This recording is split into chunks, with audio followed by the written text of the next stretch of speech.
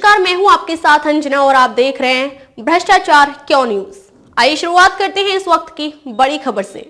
महाराष्ट्र में राम शिंदे आज बनेंगे विधान परिषद के सभापति, विपक्ष ने नहीं उतारा उम्मीदवार, जानिए कौन।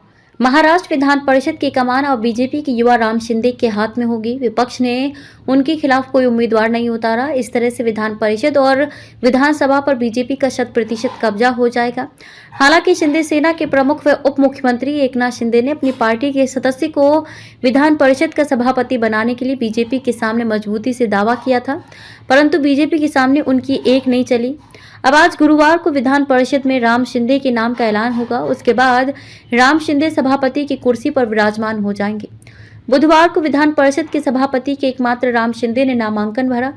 नामांकन दाखिल करते समय शिंदे के साथ मुख्यमंत्री देवेंद्र फडणवीस, उप मुख्यमंत्री एवं एनसीपी नेता अजीत पवार, बीजेपी के प्रदेश अध्यक्ष चंद्रशेखर बावनकुले और पार्टी नेता चंद्रकांत पाटिल मौजूद थे। विधान परिषद में बहुमत का खेल महायुति के पक्ष में होने के कारण विपक्ष ने अपना उम्मीदवार नहीं उतारा। बताया जाता है कि महाविकास आघाड़ी की हुई बैठक में विधान परिषद में उम्मीदवार नहीं उतारने का निर्णय लिया था, बल्कि उन्होंने उम्मीदवार नहीं उतारने के एवज में सरकार ने विधानसभा में विपक्ष पद देने की मांग की थी।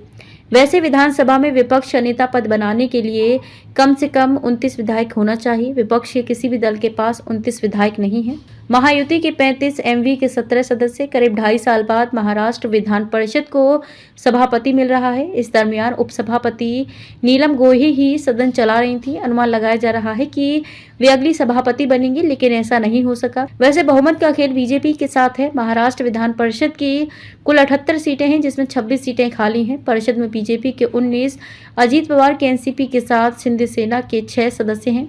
महायुति को 3 निर्दलीय सदस्यों का भी समर्थन हासिल है। ऐसे में महायुति की सदस्यों की संख्या 35 है। राज्यपाल की तरफ से 7 सदस्यों की नियुक्ति से बीजेपी सदस्यों की संख्या बढ़ गई है। राज्यपाल की तरफ से नियुक्त 5 सदस्यों की जगह रिक्त है। महाविकास आघाड़ी में शिवसेना यूबीटी के साथ, कांग्रेस के 7 और शरद पवार के एनसीपी के 3 सदस्य हैं। कुल मिलाकर विपक्ष के कुल 17 सदस्य हैं। ऐसे में महायुति के दोगुने सदस्य होने की वजह से चुनाव में एमवी ने उम्मीदवार नहीं उतारा। राम शिंदे को बीजेपी ने 8 जुलाई 2022 को विधान परिषद का सदस्य बनाया। वे 2014-19 की फडणवीस सरकार में कैबिनेट मंत्री भी थे। हाल ही में हुए विधानसभा के चुनाव में शिंदे की बीजेपी कर्जत जामखेड़ विधानसभा से चुनाव लड़ाया था, लेकिन शरद पवार की पार्टी एनसीपी के रोहित पवार से मामूली अंतर से हरा दिया था।